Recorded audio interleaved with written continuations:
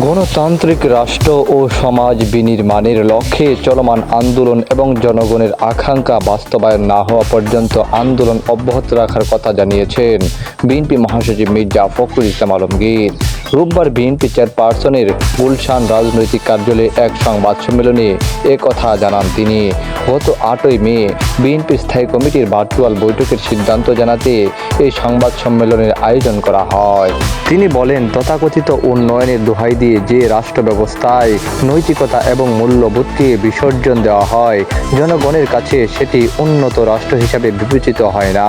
মনে রাখা প্রয়োজন, জীবন এবং জীবিকার দ্বন্দ্বে জীবিকার কাছে যেন জীবন হেরে না যায়, তেমন একটি বৈষম্যহীন গণতান্ত্রিক রাষ্ট্র এবং সমাজ বিনির্মাণের লক্ষ্যে চলমান আন্দোলন এবং জনগণের এই আকাঙ্ক্ষা বাস্তবায়ন না হওয়া পর্যন্ত বিএনপির আন্দোলন অব্যাহত থাকবে।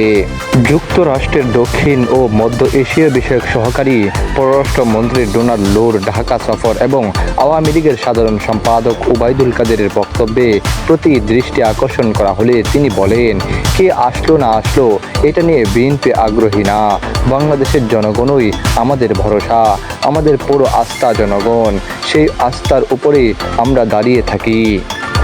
বাংলাদেশ ব্যাংকে সাংবাদিকদের প্রবেশে নিষেধাজ্ঞা প্রসঙ্গে মির্জা ফখরুল বলেন, দেশে যে ভয়াবহ সর্বগ্রাসী দুর্নীতি ও অনিয়মের মাধ্যমে সরকারি দলের সমর্থকদের সঙ্গে সম্পৃক্ত ঋণখেলাপি ও অসাধু ব্যবসায়ীদের স্বার্থ রক্ষার জন্যই এই ধরনের নিষেধাজ্ঞা জারি করা হয়েছে।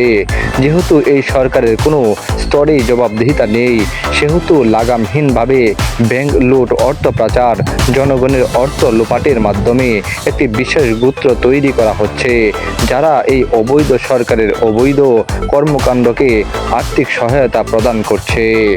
অবিলম্বে অবৈধ তথ্য প্রবাহ নিশ্চিতের লক্ষ্যে সকল প্রকার অসাংবিধানিক নিষেধাজ্ঞা আইন প্রত্যাহারের দাবি জানাচ্ছি।